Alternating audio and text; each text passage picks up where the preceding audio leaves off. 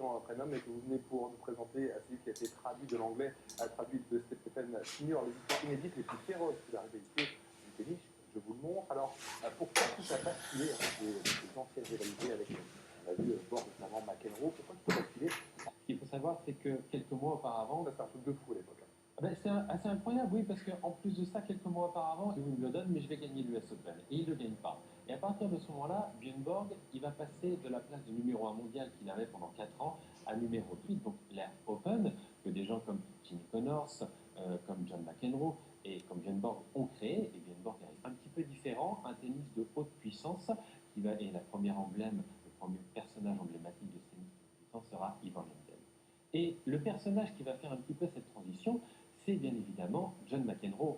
Parce que John McEnroe, il est en cage. En fait, on ne peut pas dire qu'un propos un petit peu différent, un tennis de haute précision avec l'obsolescence de la raquette en bois. On va investir de plus en plus sur les raquettes, sur le cordage, sur la façon de jouer, sur le bien-être des joueurs. C'est très bien parce qu'il n'avait qu'un seul objectif dans sa carrière, John McEnroe. Le seul objectif, c'était de battre Björn Borg. Est-ce que c'est la rivalité qui illustre le plus cette période? Ah bah, effectivement, ça illustre le plus parce que voilà, son point dans sa carrière à John McEnroe, c'était de le battre, de le dépasser.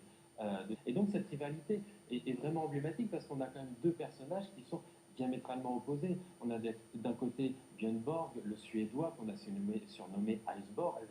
Voilà, le surnom, le meilleur surnom qu'on ait pu lui donner. Et bah, je veux changer, je dois changer, je ne peux pas devenir fou. Voilà, exactement. Il ne voulait pas devenir fou parce que tu fais faire cette colère, faire cette théâtralité. On a souvent opposé Nadal et Federer, mais on n'a jamais senti cette animosité et cette rage. Non, parce que justement, à partir, et c'est tout le point du livre, c'est toute l'analyse du livre, c'est-à-dire qu'à partir des années 80, le tennis va évoluer vers autre chose. Intéressait peu les médias, notamment les médias américains. Ils étaient beaucoup centrés sur le baseball, sur le basketball. Et à partir du moment où on a eu des personnages un petit peu, on va dire, forts en gueule qui sont arrivés, comme Jimmy Connors, qui était content d'être haï par le public, des joueurs comme John McEnroe qui arrivaient à être haïs aussi, qui arrivaient à discuter tous les points par l'arbitre. Il y a aussi autre chose, c'est qu'il y a un phénomène de fan qui a été créé par Björn Borg. Un fait amusant, c'est que Björn Borg, quand il mettait les pieds en Angleterre, la police envoyait un message à toutes les écoles de jeunes filles. Il disait Björn Borg arrive. Non, c'est pas pareil. C'est-à-dire que les gens allaient voir les 70, les spectateurs vont voir un tennis de haute précision, vont voir un beau jeu. Merci beaucoup, Enguerrand Sabot, d'être venu nous voir ce matin. On termine avec cette petite phrase. On a aperçu déjà l'image qu'on a de moi. On dit que je suis un salopard. Et tant qu'être un salopard, autant être un vrai. C'est la inédite les plus féroces de la rivalité du tennis. On va faire une spéciale tennis.